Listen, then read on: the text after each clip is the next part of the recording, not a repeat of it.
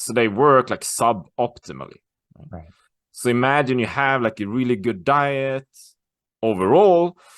You have your other fat intake, I suppose, and nutrients and vitamins, whatever.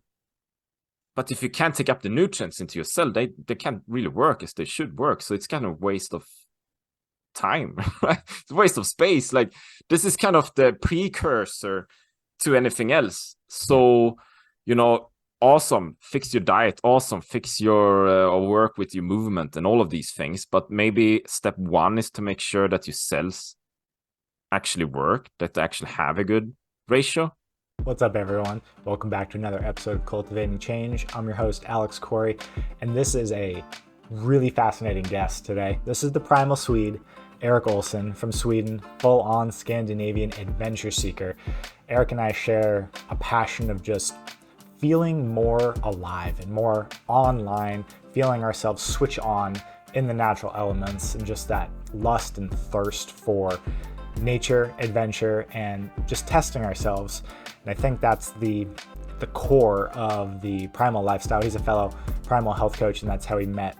It doesn't matter what dogma, what structure we hold around the different nutrition standards and all of the things that we get caught in whenever we're thinking about health. I think Erik represents the real reason most people start paying attention to their health, which is we want to feel more alive in our everyday. And we go into a whole bunch of ways that Erik fuels his ultra endurance athletic performances, and a very specific test that he has that I haven't come across before, which is an omega test, and a product that actually helps quickly change omega ratios. We'll go into why those are important for inflammation, for nutrient absorption, and generally just as a baseline for making all of the other health changes that a lot of people put into place work better. This is a fascinating episode. Stay tuned to the end for a lot of really interesting metrics that this company has collected from around the world. Enjoy this podcast with the Primal Swede, Erik Olsson. Your moniker is the Primal Swede, right? Yeah. Do you want to tell me how you became the Primal Swede, or how you found that sort of lifestyle? Sure. And all of the athletic endeavors that you do? You just got back from the US, right? Maybe a Yeah. month ago. Yeah, the Primal Swede, the Primal Swede. Actually, my name is Erik, right? Like it's a super Swedish name, and my last name is Olsson. That's like a super Swedish Scandinavian last name. It's like you can't find a name that is more Swedish. And honestly, I was thinking it's a bit boring. Maybe it strikes like a chord or something in the US because it's kind of Scandinavian. But like for me, it's like and my business name for my company is Two Strong Arms.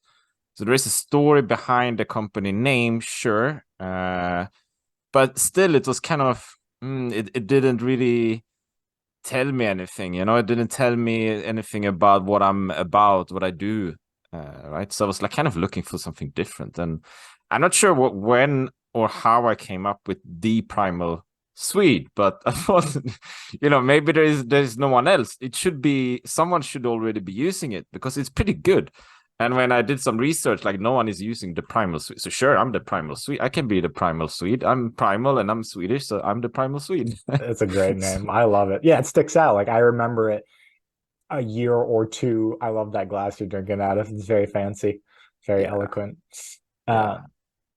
well, how did you find the primal aspect? So were you always athletic as a kid, or how did you come into your physical challenge era? Oh, no way. I have friends and family, and I've heard of many people. They have like this athletic background when they grew up and they played soccer or ice hockey or something in Sweden, and then they grew up and they do similar things. Right? Not me. I was reading comic books and watching television. I think I did an estimate at some point when I was like 15 or something. I think I watched television like 6 hours a day or something, and I was drinking lots of Coke and Pepsi and sodas and lots of it.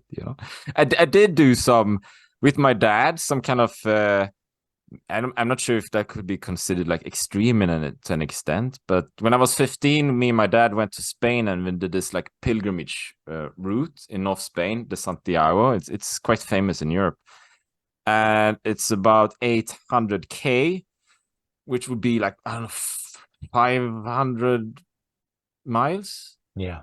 maybe, I don't know, like 800 kilometers, right? Pretty far. So it takes a month to walk this thing, right? And you walk every single day, like 30K, 20 miles or something. So I did kind of have this background with adventurism or adventuring, right? Like heading out and doing something for a few weeks and then get back and then get back into studies or whatever. Yeah.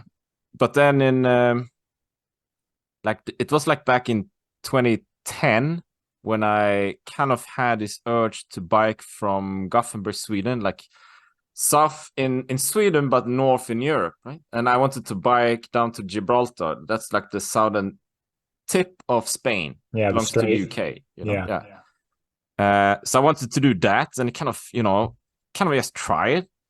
No like time pressure or anything. I had a few months and I had this like long distance bike and two bags in the front, panniers and stuff, and two in the back and a big tent. So I was riding for 3 months, doing 5,000 kilometers, stopping all over the place. But yeah, so the thing is, when I got back, and I suppose that's when it started, because then when I got back into studies. I think I had some job back then, like a temporary job, and I remember how I clearly felt that when I was inside, something didn't fit, something didn't feel right. Alex, it's like I need to be outside somewhere, but like, what is going on? And then I was it's the fact that I was biking for 3 months all over Europe, and now I need to be outdoors, right? So that sort of realization, I suppose it changed everything, because then I had to take like a new direction. Do you feel like there's something that just like switches on or feels right whenever you're outside? Yeah, absolutely. You know, I can connect that with the story this actually for like now when we're recording this. On Friday, I wanted to try a thing, so I was running around in the around the local lake, like 7K, and after 4 or 3 kilometers, I sprained my ankle.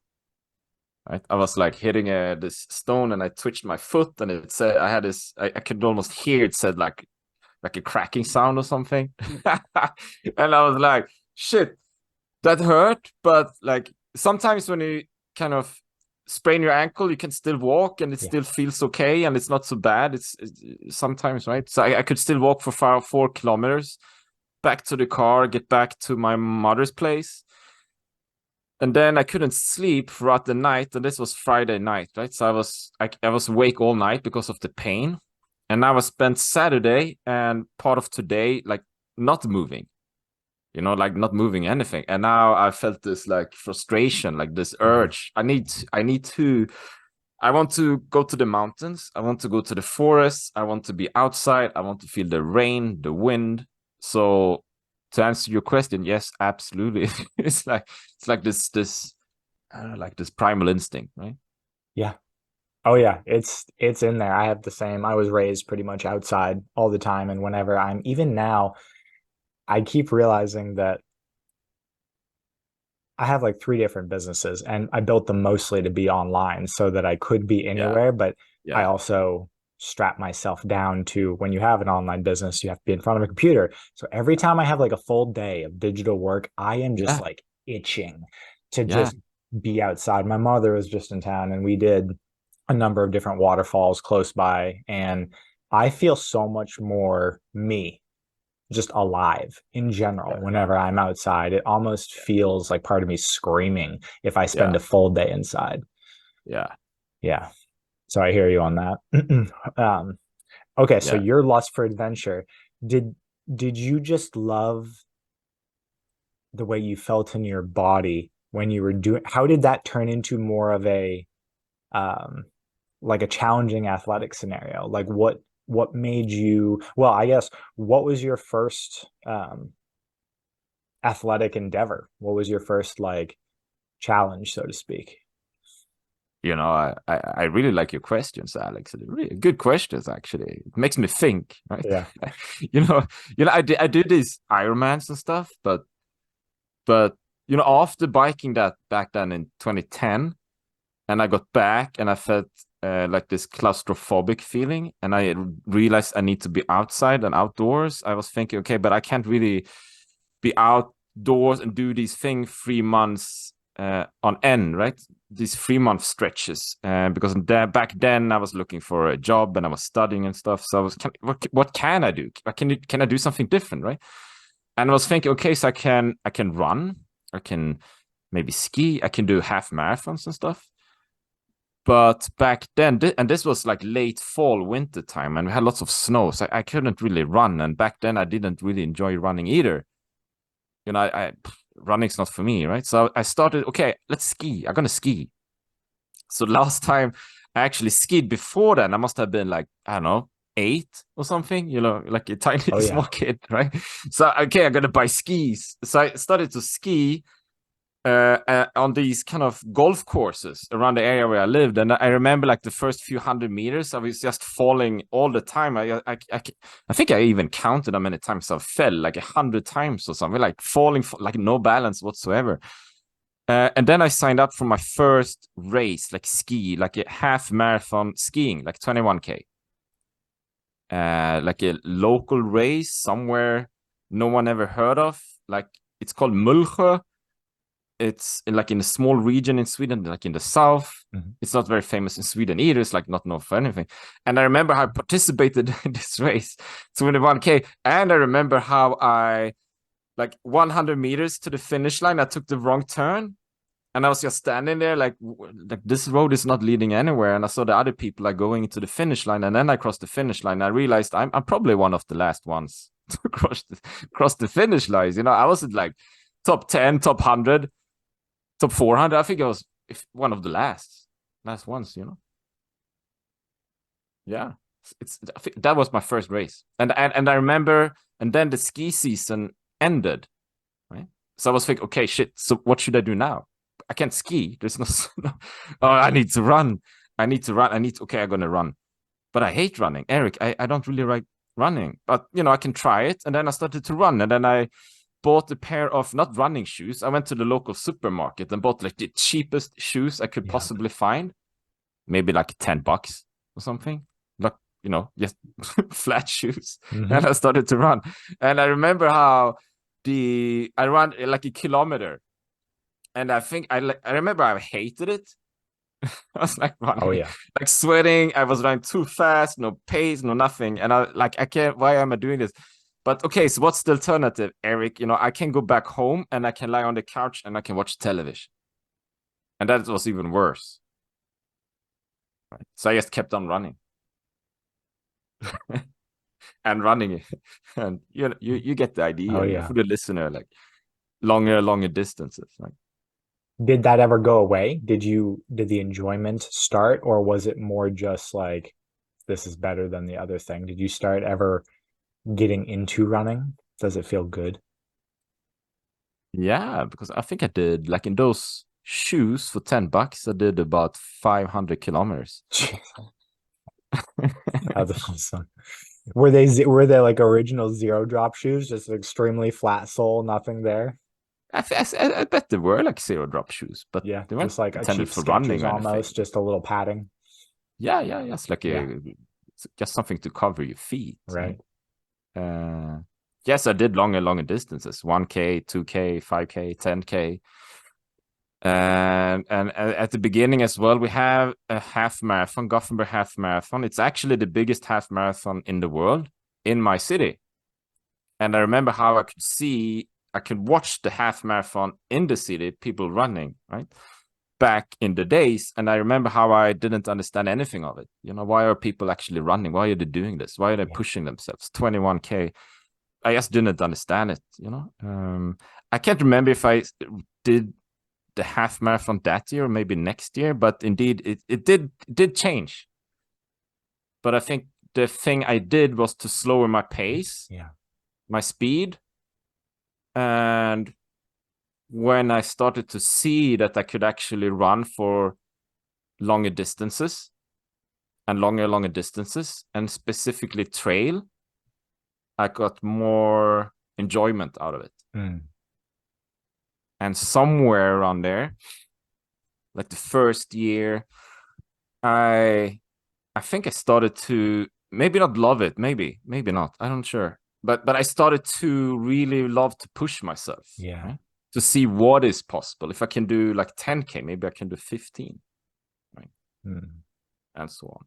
So the trail running was more enjoyable than road running for you. Is that what you just said? And then it was the consistent improvement that you saw within yourself that actually made it more and more enjoyable. So the human potential side of it almost. Yeah. Yeah. Yeah.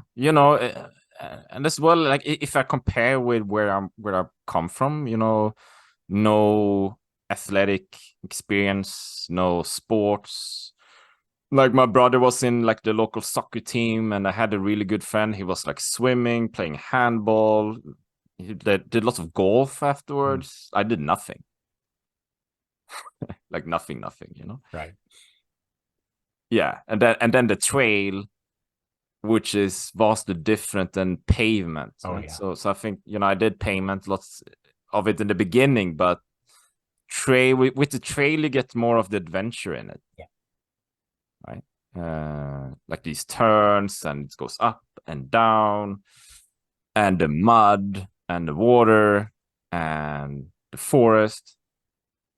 Yeah, so Yeah, there's something primal about it. I agree. I cannot for the life of me. I did high school cross country, which is just trail running basically, and we yeah, practiced on roads, and I hated it. Blew my knees apart because I didn't know how to run, yeah, because everyone just assumes that everyone knows how to run in improper shoes. So I blew my knees apart, and I absolutely hated the pavement aspect. I did it simply for the social connection and because you had to for practice, yeah, but the trail running part was the like, even though it still sucked because it's not physically enjoyable if you're yeah, pushing yourself, it was it's night and day running in the woods. And now I'll just go in like my little barefoot sandals and run in the yeah, woods yeah, in Western North Carolina just for the enjoyment. There's something about running through the woods that just feels totally different than being on a treadmill or on pavement or something where, I don't know, it just doesn't feel like it feels like I'm running for the sake of exercise and not for the sake of running. It's the adventure aspect, like you mentioned, just feels so much different. yeah. It's like I did the post the other day, and I wrote about running, I suppose. Maybe running, maybe it could have been cycling as well, but I was just mentioning all of the benefits of being outside. Oh You yeah. get the air, the wind, the rain, you have the forest, everything, right? The fitness part of it, that's just that is the extra bonus, Right. because that's not why you do it. That's not why I do it. And I done the half marathon in Gothenburg. I done it about 10 times since, like I do it every year, just for the fun of it. But every time I get asked, so what's your personal record?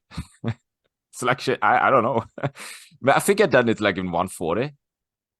But I'm not sure. I have my watch, but I never really time it either. Like this like competitive aspect. I do enjoy that as well. I have that kind of inclination sometimes, but it's not, it's I need to dig in order to find that and put it out there somehow. It's not something that comes naturally to me, Yeah. right? So rather I run because it's fun. That is on payment, however, but it's like a Yeah. tradition and That's stuff. what's So fair. I think Yeah. it's a bit different. Yeah, yeah, yeah. Where do you find the primal part? What what part of what I would think of as primal did you find yourself naturally doing or called to you? Where did that piece of your name pop in? I think it's like when I became a certified Primal Health Coach, I did so because of the diet and the Yeah. nutritional aspects and those things, right?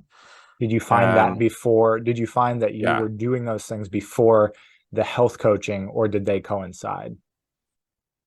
I was kind of into the movement and the sports and those things, right? But then I was kind of looking for the nutritional aspect, and I was like, okay, if I can eat like this, can I reduce injury risks and so on? So I can. That's kind of how they got connected, right? But then at the beginning of my when I built my business as well as a primal health coach and well, as a coach, I was talking a lot about diet and nutrition and these things, and also biohacking and sunlight and movement, obviously, right? But nowadays it's more somehow it changed quite a lot, right? Because now when I talk about primal, I am more into this movement, more into reconnecting with nature, more about kind of awakening your inner beast, your inner spark, your ignition, right?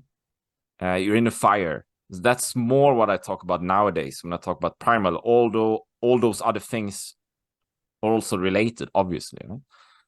So when I do these like when I did this run on Friday and I sprained my ankle, which was kind of a stupid thing to do, actually, because I had this torch, right? So I was thinking, okay, can I run with the torch, Alex? And can I have this torch as my light source? Like with no head torch or anything. And it was dark. It's like Scandinavia, North Europe. It's November. It's dark. It's pitch black. And I can't see anything. But usually my eyes get adjusted to the dark, right? And I can see fine anyway, even though I don't have a torch or I don't have a headlight or anything. But with the torch, it was kind of, my eyes didn't get adjusted. So I couldn't actually see where I was putting my feet. So that's why I sprained my feet. But, so what I actually want to do with the primal aspect is kind of reconnect with nature. When you go out running, just, take off your shirt and just have your shorts and your shoes, whatever shoes you have, and just feel the wind, feel the rain on your body, like on your skin, right? And I think that's, and then take a cold plunge afterwards in the lake, obviously, so that's kind of how you wake your inner beast, your primal beast. And there's something, most people who will work out will know this feeling, but if you just step outside into the rain and you just came from like sitting on the couch or watching a movie, rain sucks, especially cold rain, like it's just wet. But if you just got done with a heavy workout or a trail run and you were submersed in it and then it starts raining, it's a totally different, I mean, people watch movies and see this sort of thing where it feels like it should be there, like your skin is bristling, you can feel your heart going. It just adds to the elements around you, add to the feeling of being being alive. Whereas if you just walk outside and it's raining, you're like, this sucks, it's raining. But if you're out running in it and you're going and everything within you is just going, this feels right, then rain's just rain. It's beautiful. So different. So I do these, absolutely. I do that like 7K run and then into the lake, the cold plunge, and then I don't know. It's like it's cleanses your mind.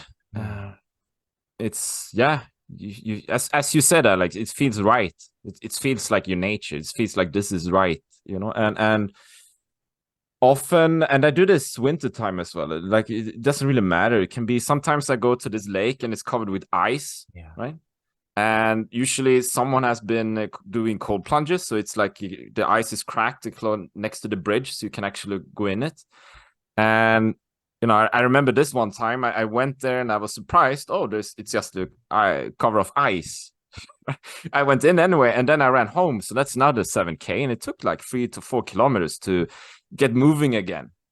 Get the heat in a bit, because I was only wearing shorts. But this experience of doing this thing compared to what you often see people do, right? They work in the office 9 to 5. Maybe they go to the gym on their way home. They do the treadmill at the gym, maybe, and then they go home and they watch, Netflix or whatever on the couch, right? And they never really live.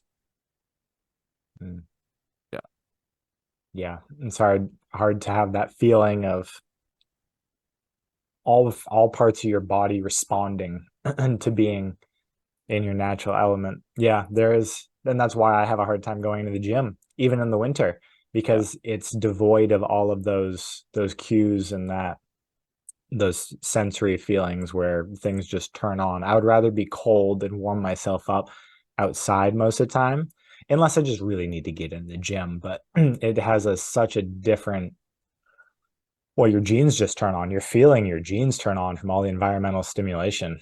It's literally activating parts of you. yeah, Yeah. What did you notice? So you mentioned that you came to the more primal ancestral diet from a reduced injury and an anti-inflammatory yeah, side of it, trying to reduce yeah, your downtime almost. yeah. What were you doing prior to that, and how did you transition, and what did you notice diet wise?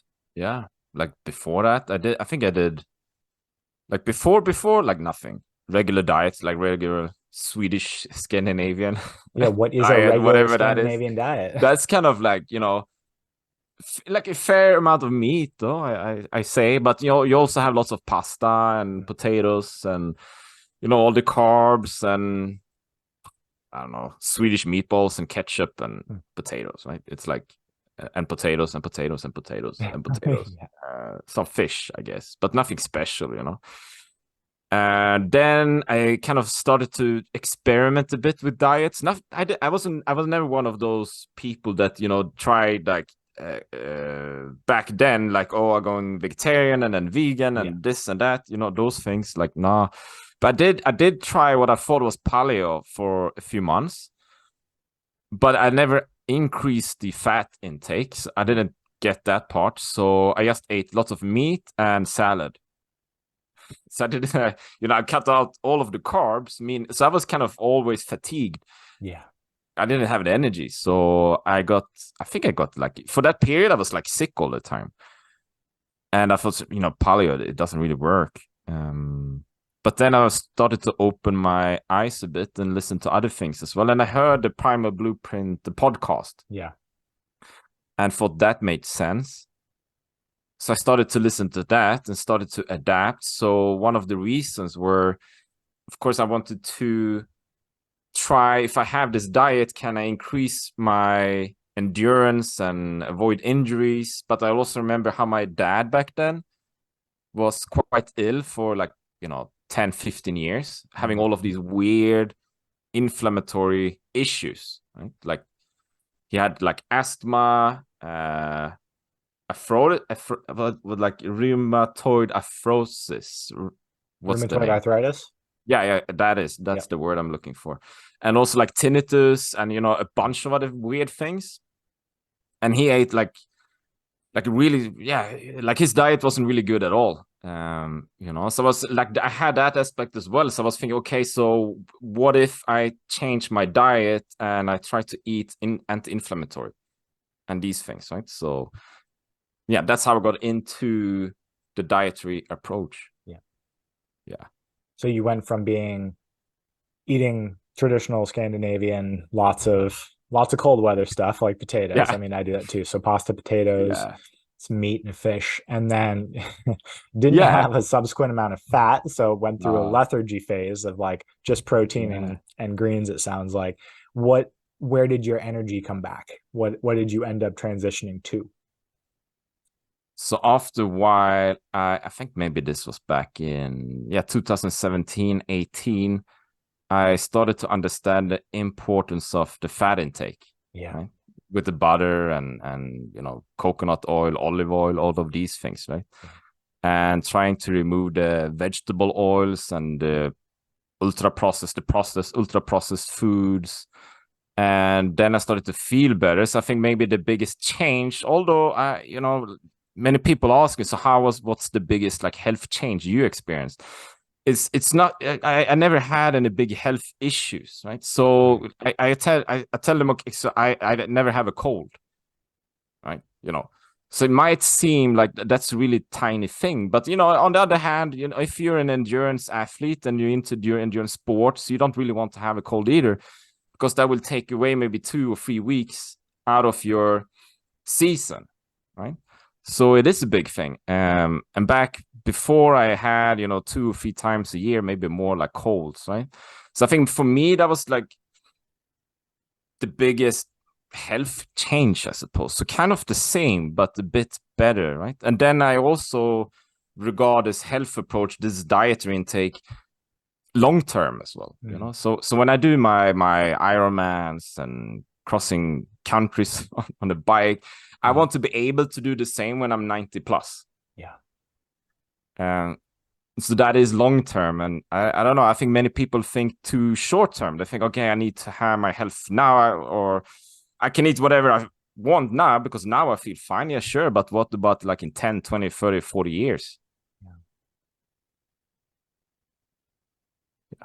What did you, okay, so fat intake went up, and that is a huge part. I think I had this happen too, where it's easy to cut things out, but it's not pushed enough that if you're going to reduce the amount of specifically inflammatory carbohydrates, which often come with Sure. ultra processed food, you still need energy. And so the fat replaces the energy Yeah, source, and your absolutely. body gets and you mentioned adapt in there, which I love, because that's really what it is. I was trying to describe what the primal diet does to someone, and I was like, it just helps your body readapt to when you were a kid, Yeah. to be able to effectively use fat and pull fat, so you don't have to worry about it so much. Most people's bodies have been deconditioned to consistently run off of easy sugar. And Yeah. when you run Yeah. out of easy sugar, as you do as an endurance athlete, or you don't even need to be an endurance athlete, just being an athlete in general, you run out of glycogen real fast. So that fat adapted piece is huge. What did you notice whenever you started increasing your fat level, since you were so active and probably would actually have some good metrics for that? What did you start to notice Yeah. in your training? In my training specifically, what I noticed is that I could go on for hours on end. I could just be out the whole day. I know how, I did my first ultra was like kind of when I started to change my diet, I suppose 2016, 15 or something. But I was running 90 kilometers. Um, and I remember how when I started to push my boundaries of what I thought was possible, I remember clearly how I did not necessarily eat as much, or rather, when I saw other people, what they were consuming, these kind of energy gels, energy bars, The goose. the goose. And I remember how I did as well. Vasaloppet, it's a big thing here. I said Ultra Vasa, that's like running 90K, but wintertime you have the same thing when you ski 90 kilometers. And I remember how I did this, but this was a bit prior to me changing my diet. But I remember how I went there, and in the morning, like 4 a.m., 5 a.m., people were like bulging these porridge, this breakfast, right? And just pushing it down. It's like this can't be the case. This can't be normal, because I'm not even hungry, and people are eating so much. Like how can I don't eat breakfast? How can I eat like 4 or 5 a.m. in the morning? Do I need this? So somewhere along there with the skiing and the running, I didn't do these big breakfasts, and I started to notice that I could anyway kind of maintain my pace, my energy throughout those days, right? And then I did an Ironman. That was last year. I did an Ironman. Kind of the same thing, I could see on the bikes, people had the energy gels and all of those things, right? Eating anything, but I don't carry. I carry almost nothing, you know. So that's quite an interesting experience. So to answer the question, yeah, I feel like I have more energy throughout these events. I don't really like before the day. I don't do the pasta dinners, the pasta breakfast, and these Don't things. carb I load. don't care. I eat just like what I usually do. Maybe a piece of meat and some avocado and a good salad, and that's it. It's just another day in the office. I just happen to be outside on a bike doing my thing. Right. Yeah. Yeah, that I love that. So it's your life doesn't have to dramatically shift because of your love for adventure and your athletic endeavors, because you're fat adapted, it kind of just fits in there. You don't have to put enough energy into, you don't have to put extra energy into your nutrition. Yeah, I would say, as I regard adventurism or maybe fitness, is like I want to be able to do an Ironman tomorrow. Yeah. Right. So I want to have like a good amount of fitness every day, year round, all the time, like always prepared. Okay, tomorrow there's an Ironman. I can do an Ironman tomorrow, rather than having like okay energy levels, being a bit tired, doing like living kind of I don't know, like a mundane 9 to 5 existence somehow, and then I have an Ironman in 1 year, and then I start to plan for it, and I start to eat differently, and I need to prepare so many things for this race. No. Like in my world, it's like always have good energy, always have good health, always be prepared for an Ironman. That's my fear. That's my vision. That's how I want to live, right? And in order to maintain that, I think it's important to have, good food, good diet, good fat intake to have that energy, right? Like now I'm saying it's not like my energy levels are not always perfect, obviously, right? We've all, we live our everyday lives and so on, but that's what I want to maintain. That's my aim. Yeah. I love that. It's a great way to live when you know that you can just do something at any real time. I always wear shoes that I can run in unless I'm like going out dancing and doing, because I like to be able to just run. Yeah. And that's a weird thing for a lot of people, but there are plenty of times when sometimes I just want to run. Like I'll just get an itch Yeah. in I jeans or know. whatever, and I'll just Yeah. want to run for a mile. If I'm just walking someplace, I'm like, oh, I could just run instead of walk. Like I don't know Yeah. where that comes from. It's just an urge, maybe still hanging around from primary school, but this is the same feeling as I don't want to have periods of lethargy, Yeah. even around the holidays. Like I enjoy good food, but I really like always feeling capable of Exactly. doing Exactly. whatever I want to. Like today, before this podcast, I was passing this local store, right? And they have like not candles. Like, do you say like I think that's a Swedish word, like a marshal. Like a marshal, that's kind of a big candle, and you put a fire on it, and you have it on the street or outside Oh, somewhere, cool. right? Yeah.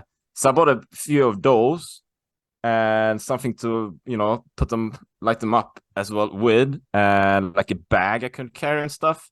So my idea is to have everything prepared in the bag in my car, so I can always do cold plunges whenever I am, right? Always prepared. That's the motto. So rather than, oh, that's a nice lake, maybe I should go for some. I could anyway, of course, like in my underwear or something, but I want to be prepared. It's kind of nice to have like a, a robe Yeah. or something, right? So you kind of prepare some fire and maybe some music and stuff, right? Okay, so this is a good intro to this, because cold plungers are so popular in the biohacking or Yeah. the trendy fitness world, which is a great thing because it is a fantastic way to get more in touch with your nervous system, shock yourself a little bit, get a lot of those Yeah. anti-inflammatory compounds going. What's your, how do you do yours? Like, what's your, do you need to psych yourself up? How do you breathe? What's your technique for keeping it interesting and keeping it manageable for yourself?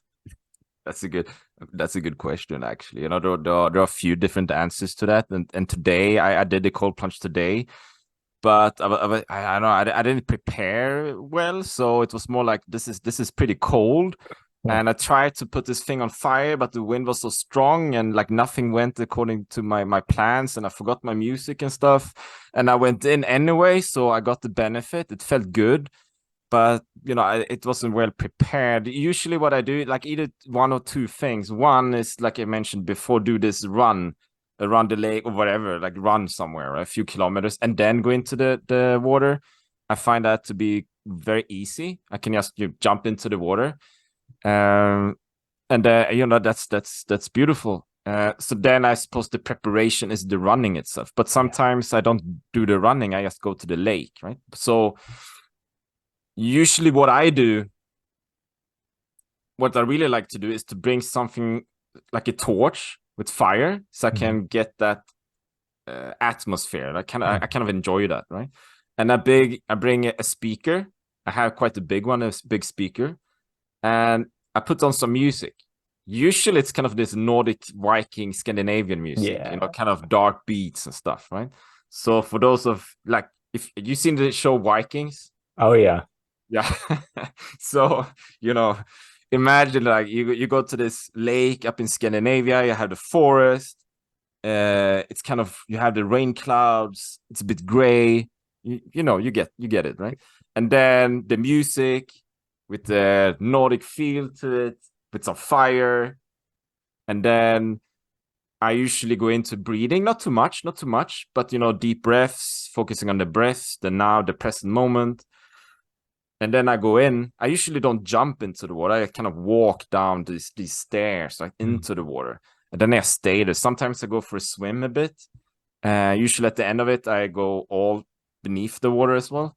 And then up. And then afterwards, it could be differently. Like lately, I've been doing like the horse stance, like a Wim Hof sort of horse stance, right? Not much, for a few minutes. And then usually I feel quite warm afterwards, even though I'm only wearing my shorts, right? It's still the same. The temperature is still the same.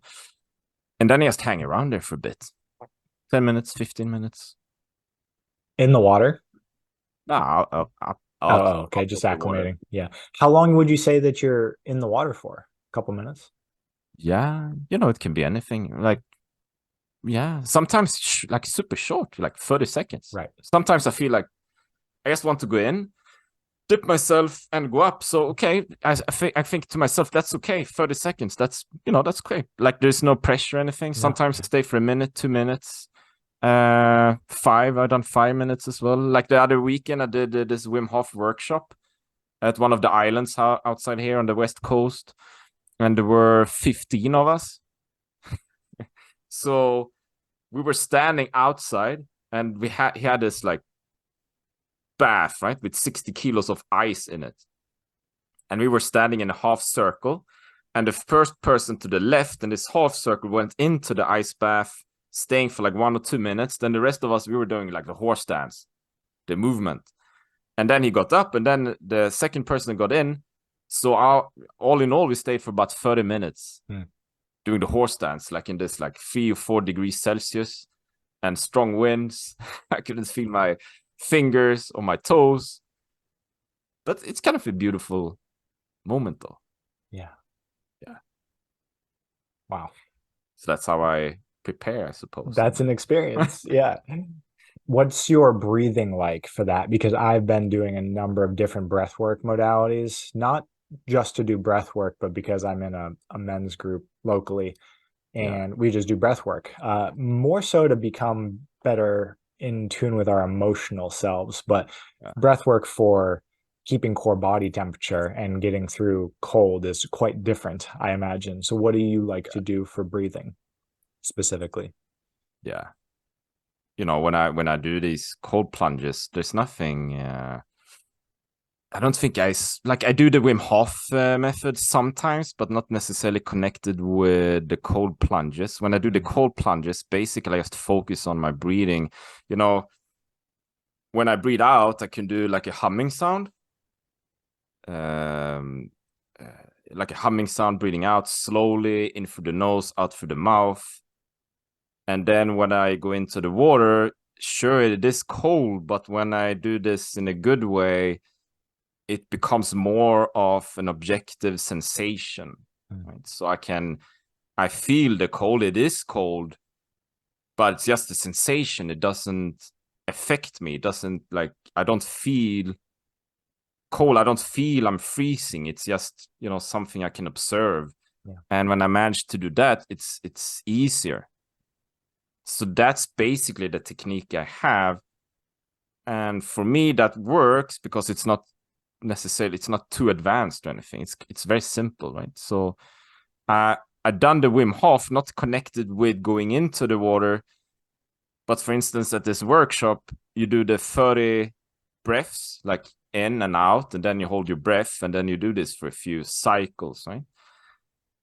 you can do that one before going into the cold bath, and that's quite a sensation as well, which I'm sure you might have tried as well, Alex, right? So you start to feel this tingling sensation in your body. And I remember like at the end of it, how the first time I did this, I was like thought I was hearing this swarm of bees, thousands and thousands of bees. And I did this the first time. I think it was summertime in my garden. And I was kind of opening my eyes, thinking, where are all of these bees? No, Erik, it's just in your head. Wow. It's quite a sensation, right? Yeah, so that's my technique. Is pretty powerful. Yeah, it is powerful. It's very powerful. I regularly get tetany whenever I do intense breathing with this men's group on purpose, because it's kind of if you can stay with it, it proves to you that you can hold yourself through a challenge. If you weren't in a group when you did this type of breathing, you wouldn't do it. You would just give up. Like, it's physically intense, but the sensations that come from just breathing quicker and quicker get pretty intense. Like, I'm in locked arms with the guys next to me, and tetany happens, which is like cramping. Your hands your nervous system gets fried. But the like surge of lightning that you feel going through your body if you breathe through that is ridiculous. So and then my partner does breath work, and from the same type of, completely different type of breathing. That's more of a slow belly breath. Yeah. But it's still like, I will go back to my childhood and have like flashes of things.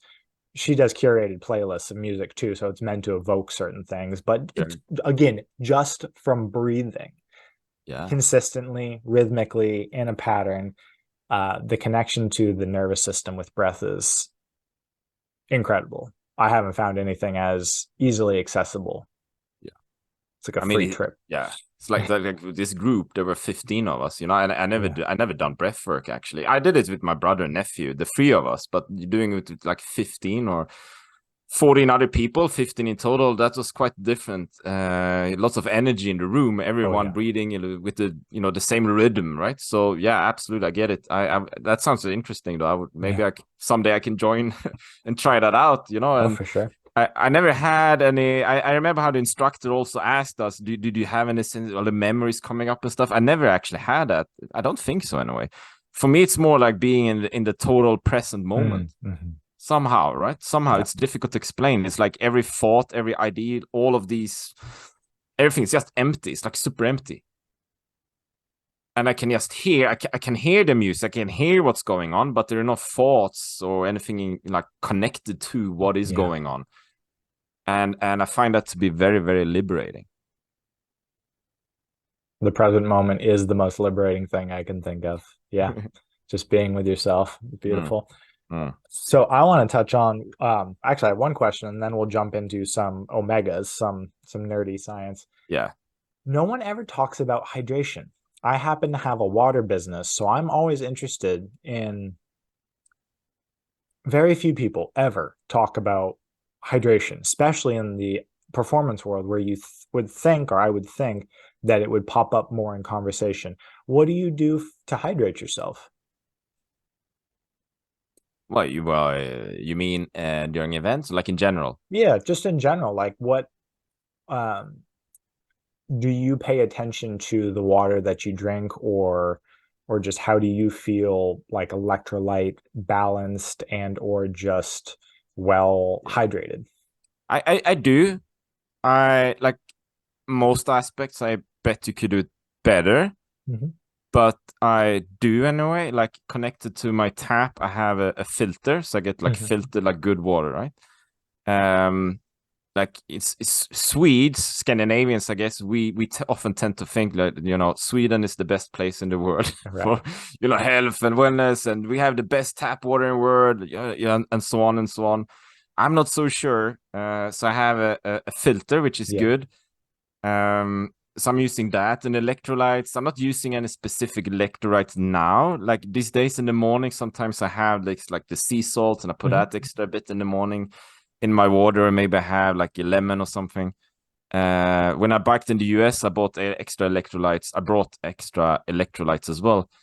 And I try to specifically like in the morning and around lunchtime, drink a bit extra water and so on, right? I try to avoid, well, I never, obviously I never do sodas and things. It's mostly water. Yeah. And coffee. Yeah. Some coffee. So that's kind of that's what I do in a way. Have you ever felt, or have you ever felt the feeling that you would describe as being dehydrated? Like I can imagine when you're doing ultras, like what does that Yeah. feel to you? When you do like ultras and you're on the bike for a long time, Yeah. it can be that after a while I start to feel thirsty, Yeah. but not the thirsty like in I've done like a high intensity training session, or it's extremely hot right now, and then I'm so thirsty, I need to drink like a liter of water. It's not that sort of thirst. It's more this kind of smoldering bits, inclination that I need to drink something. Low intensity first, I suppose. So that can happen, and then I realize I haven't been drinking enough. Absolutely, and often I go to Spain as well. I'm a part of a biking club in Spain, and then I learned in Spain that usually it's pretty good to start to drink quite early on when biking, and it's like 30, 40 degrees Celsius. I don't think I'm very good at it. I think tend to forget about it, and I think I often just go on hour after hour after hour without drinking actually enough, right? Interesting. And it seems like I can still do my events and everything, but yeah, I think it could be like optimized a bit. That's why I ask usually, is because us optimization nerds, or just people who are very in tune with our bodies, it's always I wonder what this would do. Kind of like the change from liquid sugar gels to running off of fat. That was I have a filter, like you mentioned. We have a horrible tap water in the States, like industrial contaminants galore. So I have a beast of a filter because I have to, and then I ionize it. So I add electricity, basically, it charges ions to the water. And that is interesting for recovery and just performance. There's lots of studies on it, on basically like your lactate threshold changes. So your body can just deal with metabolic waste quicker, like the hydrogen, and it will actually neutralize a lot of the oxidants spit off by metabolism and just from sucking air at high levels. So it changes recovery. That's why I ask people who are in the performance world, because we tend to notice it the most drastically. We're like, oh, interesting, that hit 20 minutes later or something like that. Right, because we're used to routine and just feeling things at consistent intervals. So it's a trip, and no one ever talks about it. So I always like asking. It's like my experience is when I do events or I'm out for many hours, it's kind of whatever I do, like the first few hours usually work, pretty okay. Maybe I suppose regardless of how I prepared before, in a sense, right? Like the main difference I started to notice regarding diet and nutrition and fat intake and these things kind of occur like mid race or something, right, or at the second half of the race. And I'm always, kind of always surprised, if I'm out for like 5 hours, 10 hours plus, and I'm still going strong. Because then it starts to get really interesting. Like, how is this even possible? How is it that I can still do this thing, right? And then I can sort of backtrace or deduct, like, what did I do before? What did I do the day before? Yeah. But it's kind of a difficult situation as well, because it kind of means that I need to be out for like 5+ hours in order to experience and discover those effects. Right. Which it's not as easy to discover them if I just go out and do like, a 7K easy run around the lake, right? Right. Yeah. Especially if you're so adapted, if your body is, because you've been doing it for so long, if you are just really efficient, your body is really efficient at resource, carb and fat utilization, right? It probably takes you much longer to hit that threshold where your body actually needs to start figuring something out, right? Where someone, maybe you would be the same as everyone else at your level, until they run out of glycogen, and then your body knows exactly how to start liberating and running off of fat at lower oxygen levels, right? You can train that. You can train the aerobic capacity. So your body works with oxygen probably quite differently than mine does, because I'm not an endurance person. I really like short bursts of intensity now, because I used to be an endurance person and my joints don't appreciate it so much anymore. So you will probably handle oxygen way differently than me. Your body is really good, probably very efficient at oxygen utilization and staying in fat burning mode, I'm guessing. I suppose I suppose as well. Then if I changed my aim, maybe I would say, you know, okay, I'm doing this race, but I'm going to increase the speed, the average speed or something. Then obviously I would feel something different. I would experience something different if I sort of push it in another direction, right? Because I'm not one of the fastest runners or cyclists, you know, out there.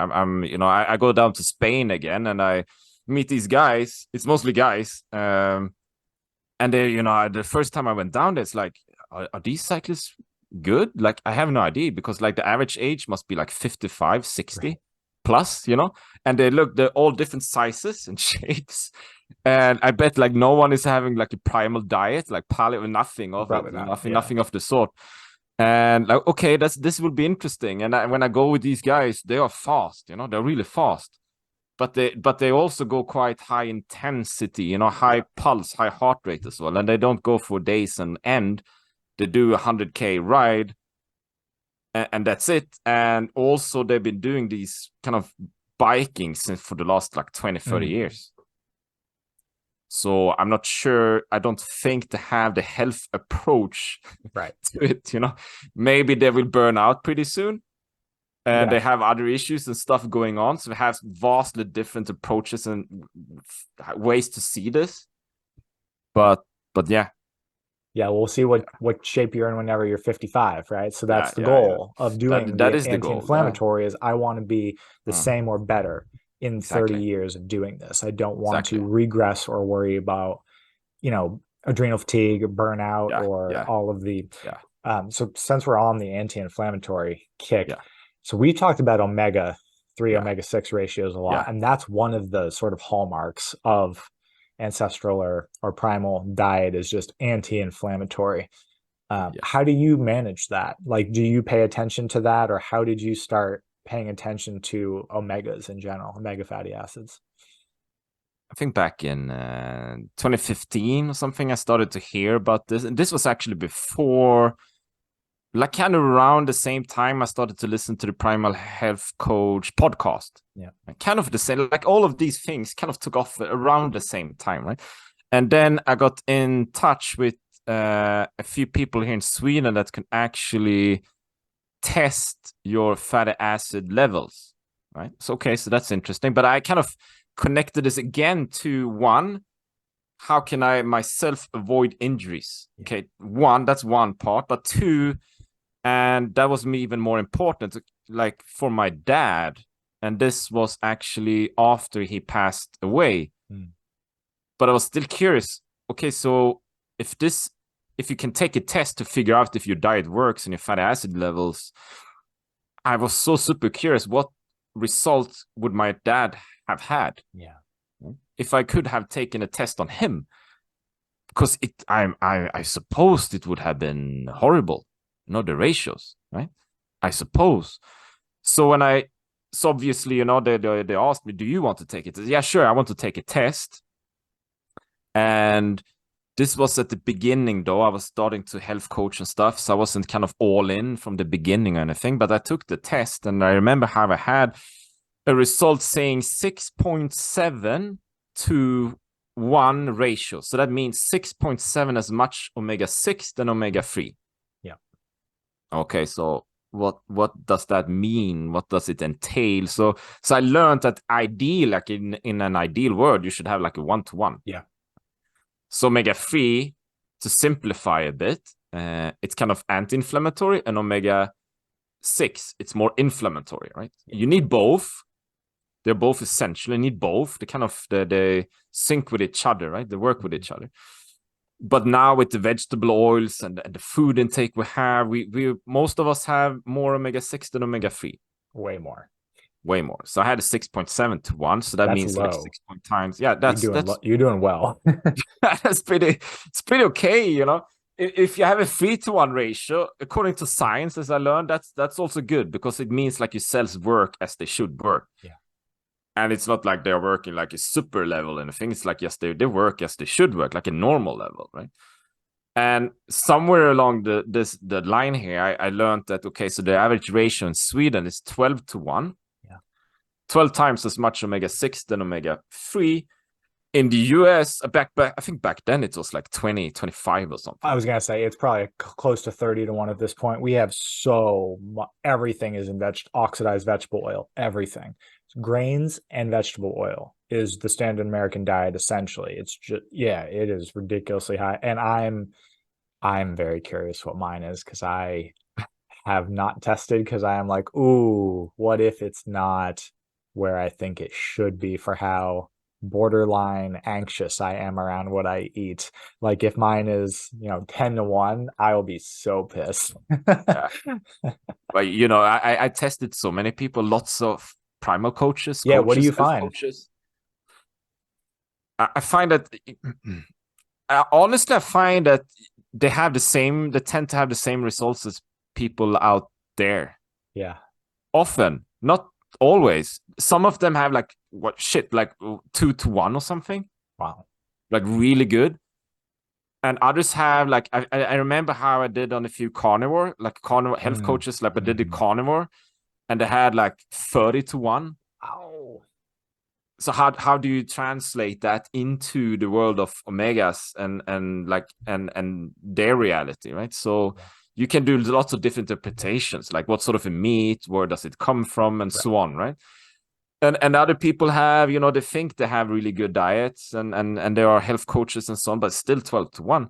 Yeah. It doesn't necessarily mean that the diet is really bad or that they have too much vegetable oils and these things. Right? It can just mean they don't eat enough fish, wild caught fish. That could be the reason, It can be as simple as that because it's difficult. Like I learned, okay, so if you want to have a good ratio, you should eat, what is it? Like I can't remember the name, the number, but a few kilos of wild caught fish a week. Yes.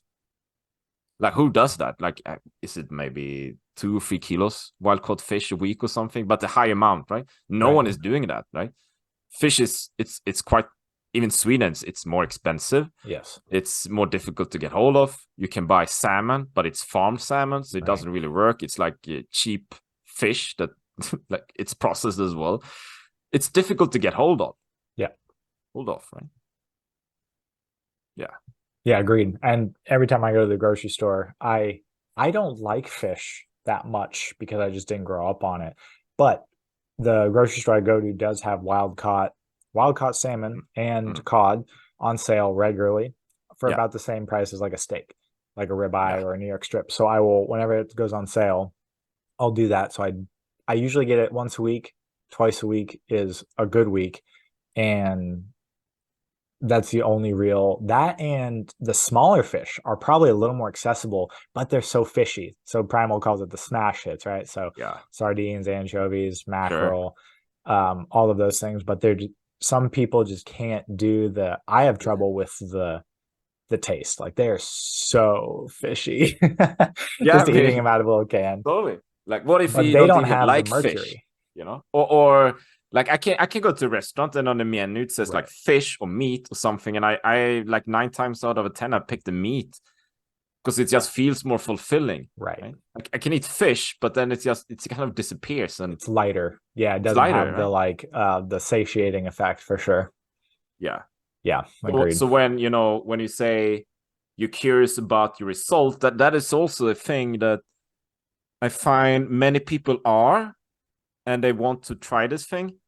Many people are, but they're afraid to try. Oh yeah. Because if they get their results and it objective tests are rough. Yeah. Yeah, it has, especially for a health coach. Like someone who doesn't care would be unfazed by it.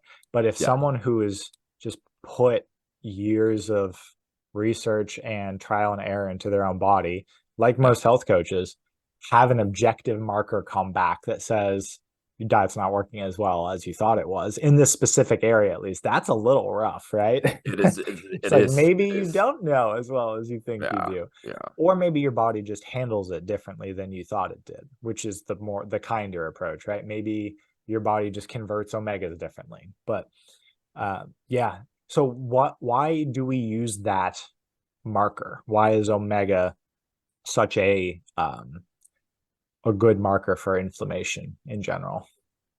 Essentially, it gives you data on how well your cells work, right? So, for instance, like the cell membrane, you have like the saturated solid fat, and you have the omega-3, which is more flexible, right? Polyunsaturated, yeah. Yeah, polyunsaturated. So if you have a good ratio, I think it should be like a 4-1 on this aspect, right? But often it's not 4-1. It could be 3-1. I think it's 4-1. But often when and that is one of the data, one of the measurements we actually get, one of the results, right?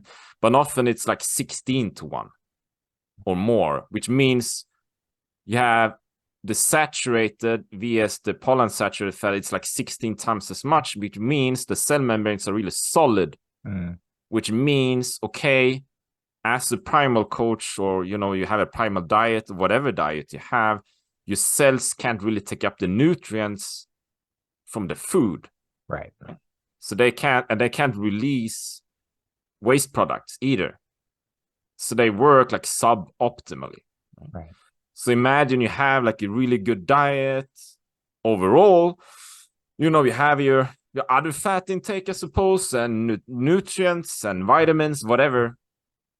But if you can't take up the nutrients into your cell, they can't really work as they should work. So it's kind of a waste of time, right? It's a waste of space. Like, this is kind of the precursor to anything else. So, awesome, fix your diet, awesome, fix your or work with your movement and all of these things. But maybe step one is to make sure that your cells actually work, that they actually have a good ratio.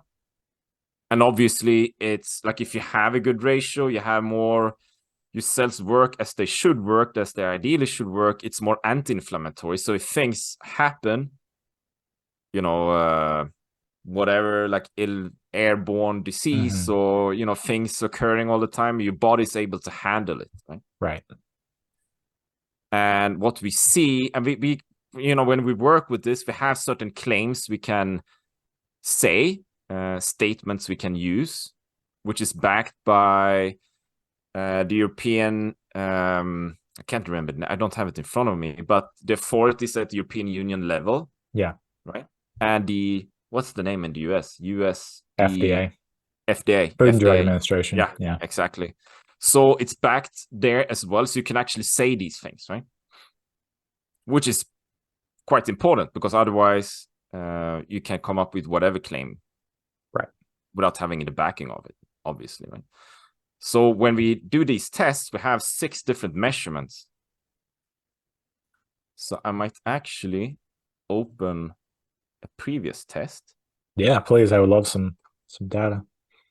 So give me a second. Yeah, the literature on this is fascinating. I just did a post on this, and it's one of those like core things that make usually like felt noticeable changes in people's energy levels. As I remember it, it was like just a better ratio of omega-3 to omega-6 making up the like cell membrane, the phospholipid bilayer of your cells, just lets things, there's more fluidity. There's easier nutrient transport, there's better information exchange, there's better neurotransmitter access on your central nervous system, because that's also a fatty acid membrane. So there's literally just better intracellular communication in general when you have better ratios, which affects everything, like you said. Yeah. And there's good literature on, if you just type in like omega-3 on PubMed, which is the US National Library of Medicine, you'll get tons of data, and it literally makes people smarter. Sean Stevenson has had a book called, I think it was Eat Smarter, and it was the studies on people's gray matter in their brain, and omega-3 intake was like almost causal. It was like Yeah. really hard to disprove that it Yeah. directly affected IQ. Exactly. So okay, so here I have an example, right? So this is actually from a Primal Health Coach. Nice. That's interesting, right? All right. So the ratio was 11 to 1 to 1. Okay. Okay, And so that's it's what to what to what? 11.1 omega-6 to 1 omega-3. And Okay. usually when we talk about this, we often talk about, okay, so what's the ratio? But there are other measurements as well. This is the mostly the easiest one to understand, right? But then we also had the protection value. So the protection value should be 90%, meaning like you need way more omega-3 in order to be protected against, say, inflammation and these things, right? So if something happens, if you have your city and your city wall, at least you have a city wall, so you have something to protect yourself with if something would happen. Right. Most people, actually, this coach had 0%. Wow. Like nothing. So you have your this analogy, right? You have your city, but you have no city walls. So if something actually happens, it doesn't have to happen now, but you have things going on, like the common cold, you have other things going on, right? So it's more likely that this person will actually get ill. Wow. Right? So that's one of the things. You have the omega-3 index. I think that should be like 8%. That's the omega-3, total amount of omega-3 in the blood volume, right? It should be like 8%-ish. This coach had 3.9%. And I remember clearly, like if you have below like 4%, you have a high risk of like heart and cardiovascular issues. And below 2%, and I've seen several below 2, they have an increased risk of sudden heart failure. Yeah. Yeah. So it's kind of hardcore data, right? So obviously, as you said before, like, okay, I'm not sure if I want to see my data. I get that. And then you have the mental strength index. So I think it's like 60% of your brain is just fat. It's just a big gray clump of matter. fat. It's Right? all fat. Yeah. Yeah. And if like 20% ish, that's like omega-3. Okay. So if you have a lower level of omega-3, might you have cognitive issues, memory issues, and these issues? Yeah, you might actually have that. So there you have a correlation between maybe, you tend to forget things and you have difficulties in thinking, maybe like these kind of vague symptoms of something. And you think maybe I need to talk with someone, or it's a psychological thing, maybe, but maybe it's just, you don't have enough omega-3s. You have the cell membrane fluidity as well, which I mentioned. Yeah. Cell membranes and arachidonic acid. That's kind of how well you can use omega-6 through the liver. Right. As well, right? So you have 6 different measurements. And for someone taking a test, you get the data, all of these 6 measurements, and all of them are correlated with each other, obviously. And you also get like an explanation of what each thing means. Yeah. But you also get the page, like a fatty acid panel, all of it. Yes, which is ideal because most people go to the doctor and I get blood work that comes back from some of my clients, not because I asked for it, just because clients are interested to share their blood work with their coach. And I wish it were more comprehensive. Like I'm going to start doing more. The one you're describing is an at-home test, right? And you send it in. Yeah, absolutely. You take this is the test. I know it's a podcast you can see, but I'm holding up like a box, right? So this is I'll put it in the show notes because we talked about this last year, and this season is always my testing season. So I do all of my blood work usually in the transition from fall to winter because that's my recalibration time. That's my okay. How did my year work? Right. Let's see trends from the full year. So I would love to do I think doctors in general should do all of these. Like, I am amazed that I cannot walk into my general practitioner, my family doctor, be like, hey, can I have a full micronutrient panel? And they're like, what's that? Yeah. I'm like vitamins and minerals. And they're like, we can test specifically. And I was like, how do you not have a full basic vitamin, mineral? Like, all of these things would be great to know. It's just like a pulse on your body, right?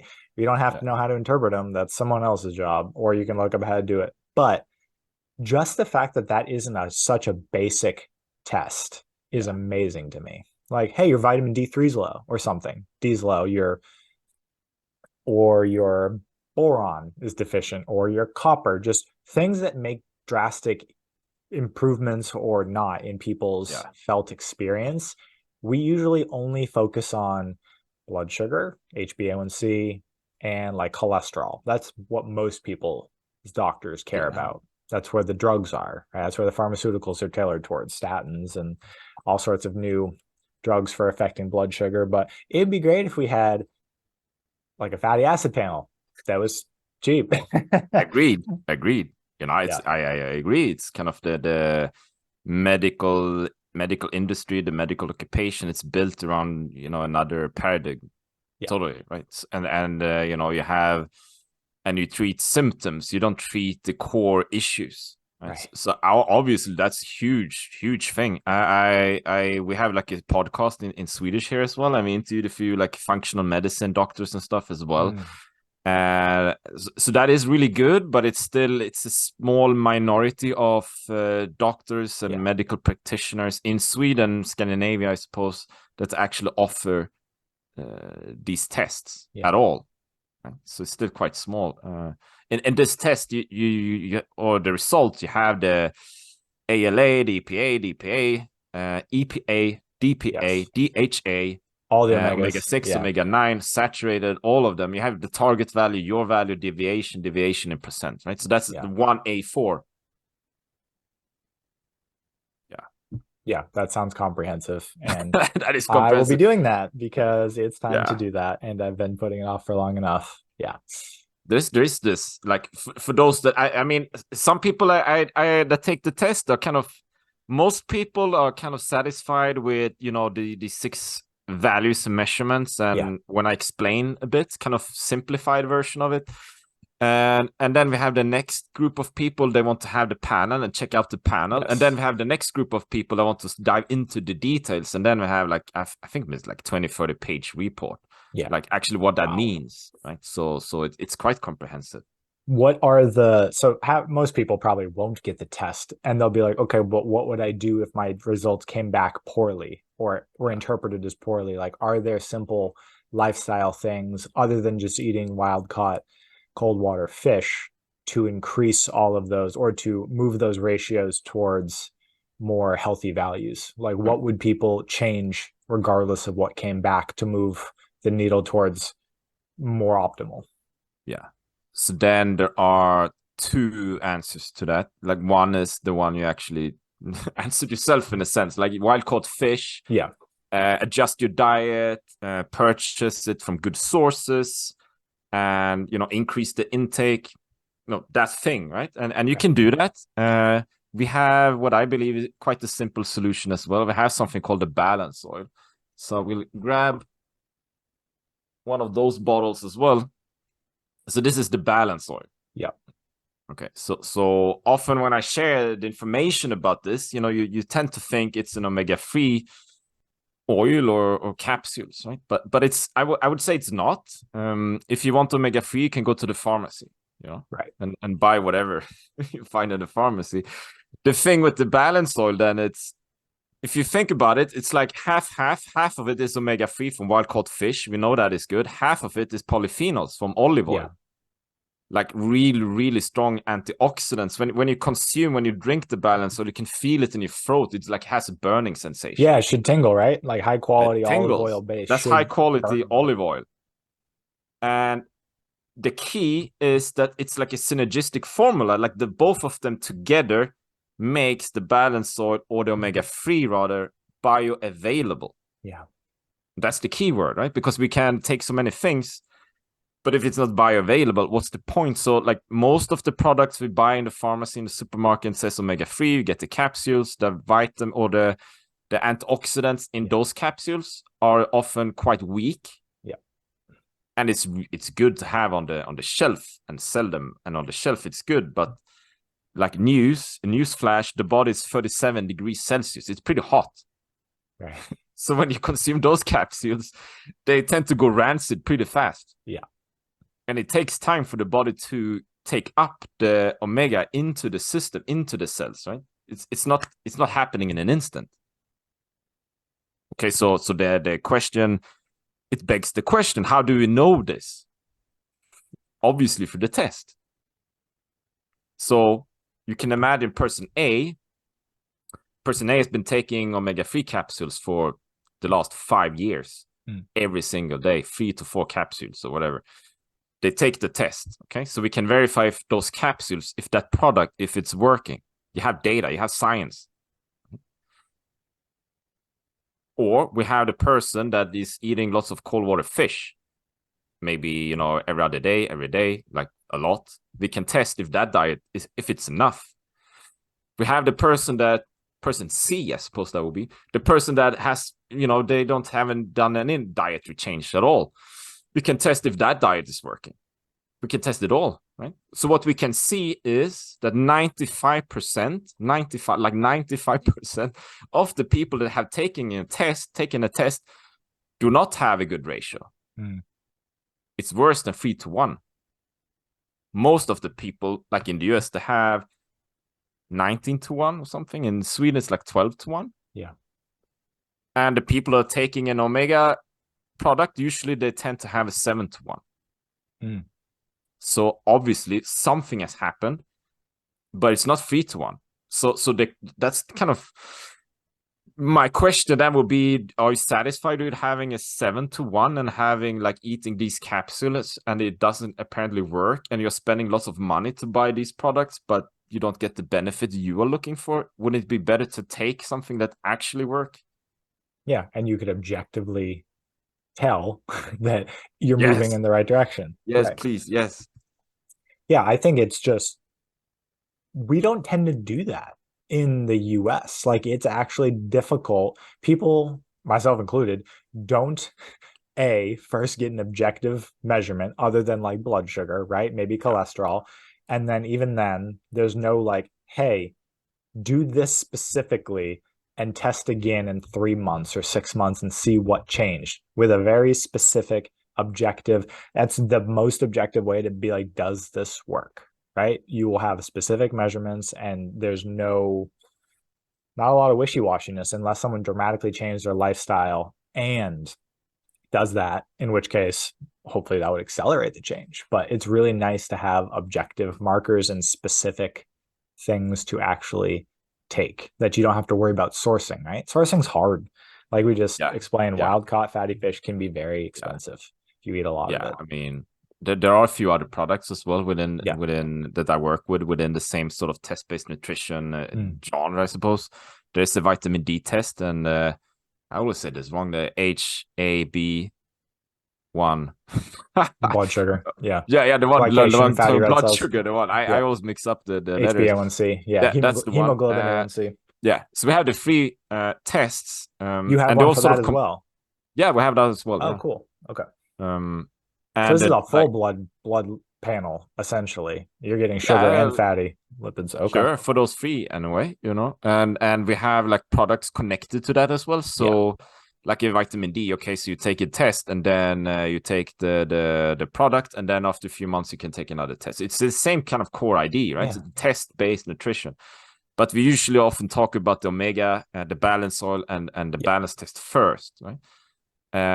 So, and there is a page, where you can actually see. So the United States so far, we haven't been in the US for so long, a few years only, but we've taken 29,916 tests. Okay, so almost 30K. That's a lot. Yeah, that's a bunch anyway. The average result is 22.6-1. Wow. Yeah. And then you take the balance oil then for a few months, 4 months usually. The second test is 3.4-1. 3.4? It drops it down to 3.4 from 22 on average. Yeah. Wow. That's almost a 20-point swing in 4 months. Yeah. And in Sweden, we began in Sweden. So we done 126,424 tests, right? First test, 10.1-1. That's pretty decent. We are ahead of the US. Yeah. The second one is 2.7-1. Jeez. but you can Southern Europe. Let's see Germany.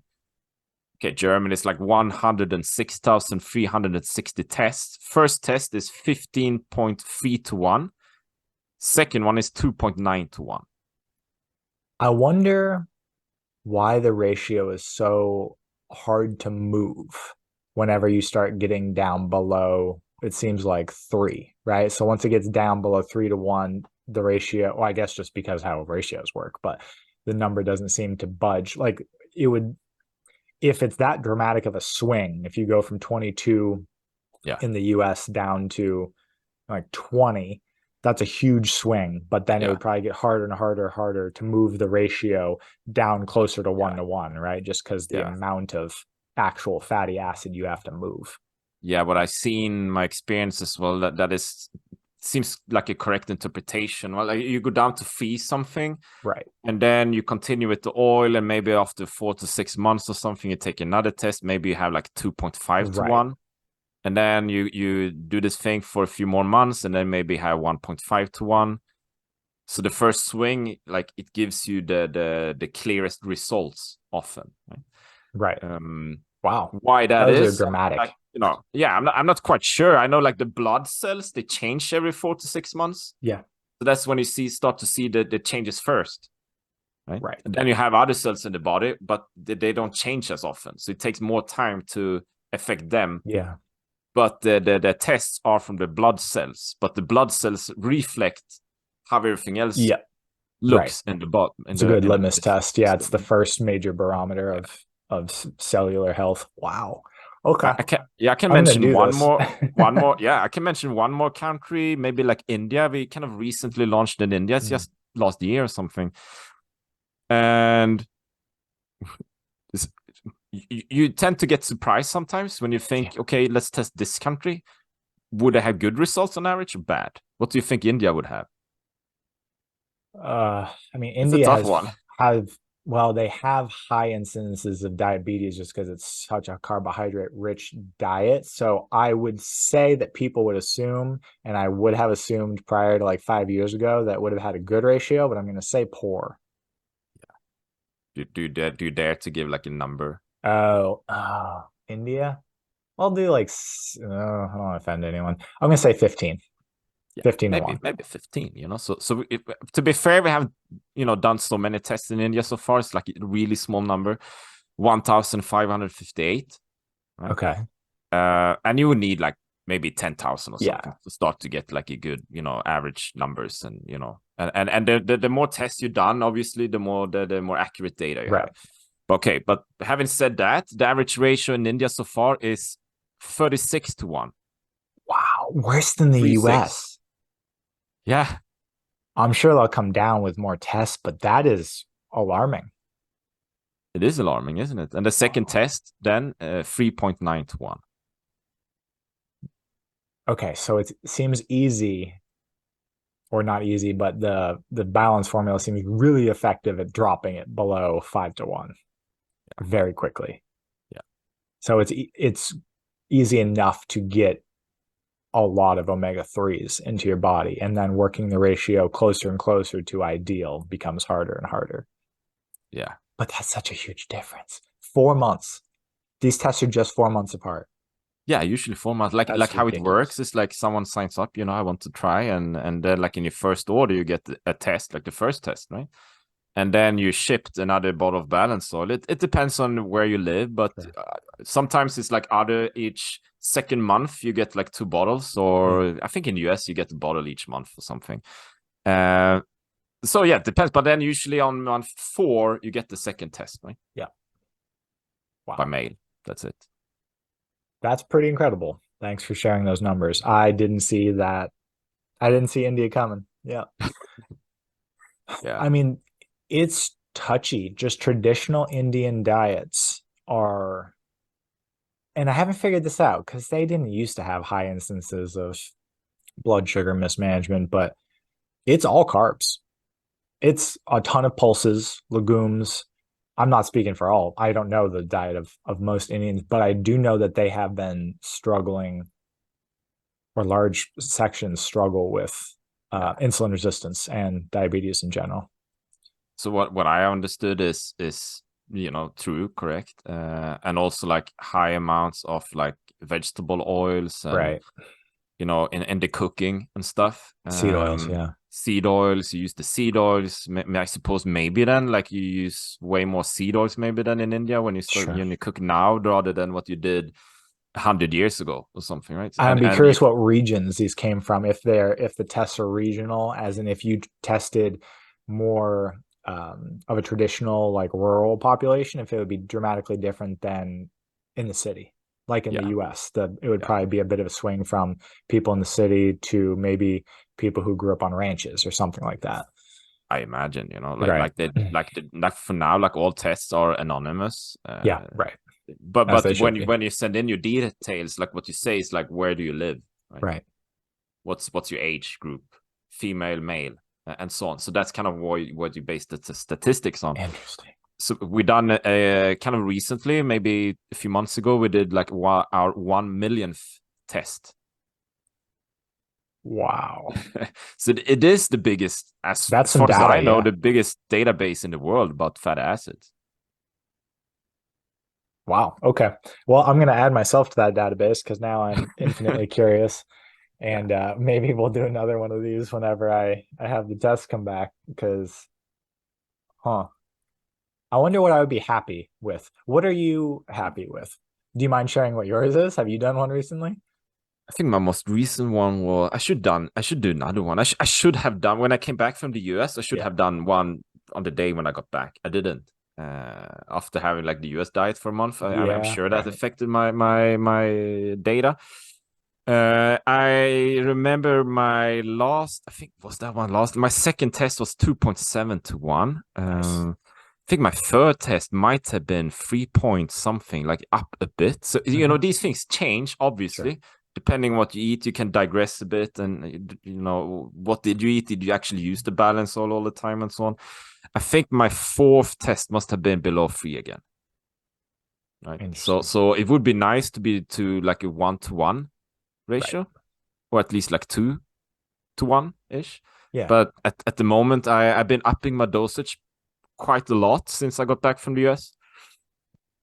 So I should take a test as well. I can take a Yeah. I can take a test and again, and we can do a new podcast I would episode love in a to. few Well, months when yeah. you done yours as well, and we Let's can do go through that. Yeah. them Let's do it again in 4 months. in a show. Yeah, The thing that's fascinating to me that I actually hear and got out of that, which is really hopeful, is that it's not an ingrained lifestyle change. Meaning, if you have an awful ratio, yeah, you don't have to like kill yourself over 10 years to work towards better, right?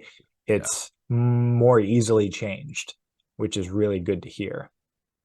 I agreed. Yeah. I hear in lots of people asking me, okay, so for instance, like health coaches can ask me, okay, Right. so like is this like the silver bullet? Like if you do this thing, you don't have to do anything else. Or how do you see the test and the balance soil together with all the other changes you can make? Like how can you work with this, right? So my answer to this is basically, start with the balance soil, but obviously it's not the silver bullet. It doesn't have the whole solution with everything. Like you need to do other things as well. I think like if you want to do fitness and movement, maybe you need to add like collagen or whatever, right? So there Yeah. are so many things to work with. It's not the silver bullet. And to have a good, healthy, positive lifestyle, I imagine maybe you want to do movement, fitness as well. Maybe you want to change your diet. Maybe you want to eat more primal aligned, which I advocate, or more carnivore, whatever, right? So there's so Yeah. many things to do, but it's an important piece of it. It's like an Right. important piece. Maybe it's even a core piece, like an essential piece, but it's not the answer to everything, Right. right? And sometimes this gets misinterpreted because some coaches can ask me and they think this is the solution to everything, and they tend to they don't want to work with a test that can show you these clear results Yeah. because they interpret it as this is the solution to everything, and if it is, it can't be true, Right. right? but it's not. But it's a big part of the whole picture. Right. Oh yeah. I mean, Makes the sense. health is so multifaceted and Yeah. our bodies are so complex, but I think it is such a big piece because it's one of those structural elements of the human body that affects nearly everything. It's Yeah. like See. vitamin Yeah. D. If Absolutely. you have low vitamin D levels, you're not going to have a good experience. Yeah. As a person, you're going to be chronically lethargic and just not feeling optimal or healthy. And it sounds like one of those where if you have like low protein, right, you're just constantly breaking down muscle Yeah. tissue. Yeah. Any of those big structural things to me are the ones I think people feel the feel better more quickly. So I always go for hydration because your by molecule count 99% H2O. It's 2/3 by weight. I always do Yeah. protein, quality fatty acids, water because they're the biggest structural things that make up everything in your body. And if you get those right, then you have a little more buffer, wiggle room for everything else. Sure. Sure. And the same can be said about having good sleep. Yeah, oh yeah. So that's like it's like one of those core things. So if you meet someone that have bad sleep, they don't have the protein, the hydration, or they miss all of those things and their work and they're too stressed in general. And then they think the balance oil and the test is the solution to everything. Right. It's a structural thing. It's important, but all of those other things, they're kind of important as well. That's true. Yeah. Yeah. If you're, there's lots of ways to make yourself feel poor. There's very few ways that will fix everything. Yeah. If you're sleep deprived, you're not going to care about your omega ratio because you're not going to be able to function. Right. So sleep is definitely probably the highest priority. My next guest is actually going to be a sleep person, which I'm really excited for because no one takes sleep as seriously. They know when they're underslept, but everything life tends to take priority over recovery and sleep, especially if you, I mean, it's mostly parents, right? It's just there is no real other way. Sometimes you can't get a solid 8 hours. So that's when all of these things become even more important, is sometimes you don't have that buffer of regeneration from sleep. So that's when you can control your omega ratios or your protein intake or all of the other things become so much more important. Yeah, that was awesome. Did we miss any big gaps in your story or anything else you wanted to share? Because we are running up on time. Yeah. I will mention, and I think that might be interesting. I can add it. Like, Yeah, if I don't please. know if you add links or something I afterwards, will. but I'll add a ton of links, so I'll yeah, gather you from yeah. them after So this, and they'll be. yeah, Yeah, I'm gonna put the test up there. that's cool. So I work mostly, or like kind of my niche, I suppose. I tend to want to work with people that are into endurance Yeah, because I'm myself, I'm doing those things, and specific like ultra cycling. And as I mentioned as well, I did like this summer, I did I think 2,600 miles. I'm almost confused about the Ks to the miles, but I did like 4,268 K ultra cycling from LA wow. to New York, and that's a story in itself, right? But that's kind of my passion, right? That's Yeah. kind of what I do. That's it's like magic. So if when we talk about running and cold Hmm. plunges and all of those things in the podcast, this pushing your limits and being out there and day after day and week after week and just pushing yourself on a bike in the middle of nowhere on the Yeah. over the American prairie or something, it's yeah, it's a magical experience. So I do those things as well. So if people listening to the podcast and they're kind of curious about those things and maybe the omegas and stuff as well, feel Mhm. free to reach out. Oh yeah. And I was gonna ask well, where can people find you? What are your handles or um social Yeah, media, website? What's all that? What do you have? just Google the Primal Swede. Oh, you're there. Okay, cool. That's it. And I have on my obviously like Instagram and LinkedIn and Facebook, and I kind of started a new Facebook group now because I think I need to build. I want to build a tribe about Yeah. something simple. What is simple? What is it that I do that people might be interested in? Yeah, sure, like cold running and cold baths and community, right? So I'm building a community around those things as well. So it's called like We Are Cold Runners. Mm. So let's see what happens with that. But otherwise, it's just the Primal Swede, and I have my website as well. This is just theprimalswede.com. Perfect. That's Simple. it. I like it. Yeah, Yep. simple. Let's keep it simple. The one thing we did miss, just in brief, is what do you, since you do test yourself, and I think people can run into, especially me, just a lot of adrenal fatigue. What do you do? How do you prioritize recovery? How do you help your body recover faster? Just in short. As you said, like if you have kids and stuff, right? And people tend to not prioritize Right. recovery. I try. I'm aware of recovery, so I try to recover and have good sleep and all of these things. Um, and I have my toolbox, the Primal toolbox, the Primal Health Coach toolbox, right? At the moment, I'm kind of experimenting a bit with carnivore to see Mm. how I can improve and recover faster as well. But I will also say at this stage, without giving any specific tools, it's been a bit challenging, right? Because I got Yeah. back from the US after that trip and I tried to land and settle down back in Sweden as well. And now it's November and it's Northern Europe, so it's like dark all the time, right? So it's a bit a challenging environment at this stage. So that is why I'm trying to experiment with the carnivore approach to eating as well. Yep.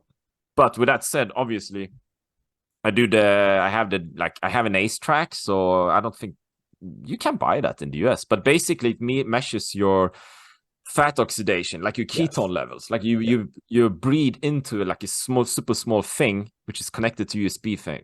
Mhm. USB thing. It's a Swedish company that sells these, right? So you can measure how well you are in ketosis. So I Mhm. use that one, and I have the Aura Ring Yep. that many people have Yeah. that are Heart into rate this, variability. right? Yeah. Yep. So I try to measure like the REM and the deep sleep and keep track of all these things, and together with sleep quite early and having enough of sleep as well. So sleep is kind of key. So yeah, a few different tools. Yes. Yeah, I love toolkits. That's what I love doing, is not so much like you said, the tool of nutrition. I think most people get into coaching and they're just like plowing on nutrition, almost telling people what to eat, which no one wants to be told what to eat, nor do we know Yeah. what someone else's body needs at the time. But the toolkit, right? It's here's how you test for yourself. Here's where you are. You're currently burning a ton of carbs. Do you want to be burning more fat? Do you want to be more adapted? How do you tell? So I love giving people more tools and building that toolkit for telling themselves and learning their own body a little better. The metabolic toolkit. Yeah, I agreed. And the dietary approach and all of these things as well. I agreed as well. Like Yeah. before, back in the days, I was more into the details and Yeah. giving all of these data and stuff. I'm not doing that anymore, really. Kind of rather the overview with the carbs Yeah. and the fats and the protein and such, right? And then Right. keep it quite simple, and then we can talk about other things as well, like rather like the movement Right. and heart rate and the methadone method and sleep and stress management and all of these things. And then I tend to want to talk more about goal setting and Yeah. more kind of mindset things. Mhm. So okay, so you want to do a half marathon? Why? What's the point? Why would you even care? Or do you want to do an Ironman? Why do you want to do an Ironman? So I kind of want to dig deeper and find that kind of spark why people want to do whatever they want to do. And if I'm successful and I find it, then everything else it's easy to handle, like Yes. the diet and all of these things. And that sort of includes myself as well. So, next year, what do I have for like physical challenges? And if I know what I have in front of me, it's easier to kind of deduct and backtrack a bit Mhm. to like today, okay, maybe I should sleep earlier. I should not have, all that sugar or carbs or Yeah. whatever, and I need to change this and that. Yeah, Yeah. Give yourself a reason to have the give lifestyle yourself a change. reason. Yeah. Absolutely. Yeah. Oh, powerfully said. Okay. Thank you for that. That was pure gold right after I asked for where can people find you. So I will make sure that people get to this part because that was perfect. I love that summation. And let's chat again after the test and we'll go into maybe a little more depth of everything you just listed. Yeah, So all of those little toolkits that we can view on people. absolutely. Thanks so much for being here today.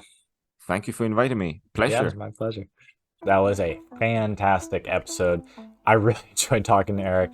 I'm going to take one of those tests, the balance oil test, the omega-3 ratio, fatty acid, and full lipid panel test, because I was going to anyway, and I've been delaying it. If you would like to also find out about your internal structure, your cell membranes, and general marker of inflammation, I will have the Zinzino product links below. You can also book a consult with me or Erik to just go over the numbers. Like he mentioned, they give you the full interpretation if you want, and then can kind of go over the what does this mean, so to speak. If you would, please subscribe and like this. If you want to know the follow-up to this, pay attention to both of our Instagrams. I'll put the handle. I am at cultivated.change, and Erik is at the Primal Swede on Instagram. We'll post the results and the follow-up of our tests. I'm sure mine won't be quite as good as I think it is, but learned a ton from this, and we'll catch you next time, everyone.